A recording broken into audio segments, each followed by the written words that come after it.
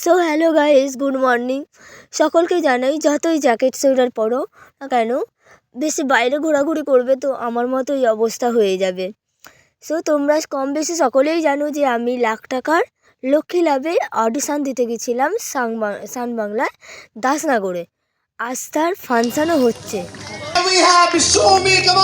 জোরে একটা হাততালি সবাই মিলে। সৌমি রয়েছেন এখন মঞ্চে।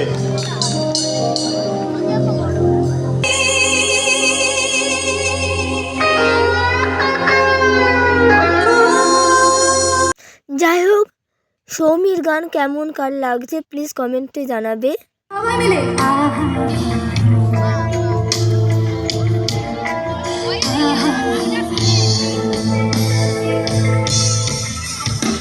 ভেবে দেখেছো কি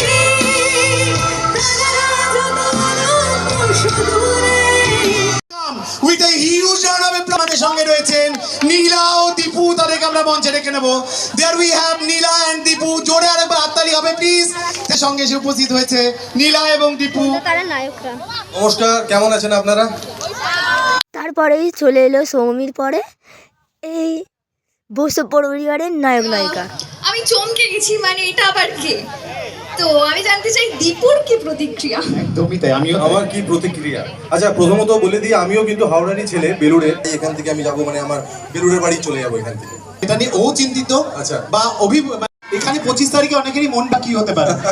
আপনারা কি চান? বন্ধুত্ব থেকে আমাদের সম্পর্কটা শুরু হয়, তারপর বিয়ে হয় আমাদের, আর এখন তুমি আমাদের বাড়ির বউ, ছোট বউ। আর আমি প্রমিস করছি সারা জীবন আমি তোমার খেয়াল রাখবো, সারা জীবন তোমার পাশে থাকবো, তোমার সুখ দুঃখ অসুখের মধ্যে সবসময় আমি তোমার সাথী হব। তো I love you. Do you love me too, Neela? হ্যাঁ, নীলা তো প্রথম থেকেই, মানে আমি তো অত প্রশ্ন। যাই হোক, ওদের প্রশ্নের মাঝখানে দেখছো যে এখানে এরমভাবে দাঁড়িয়ে আছে, আমিও প্রশ্ন করতে গেছিলাম। দেখতে থাকবেন বসু পরিবার। Bye bye. কিন্তু দুর্ভাগ্যবশত প্রশ্নের ভিডিওটা করা হয়নি।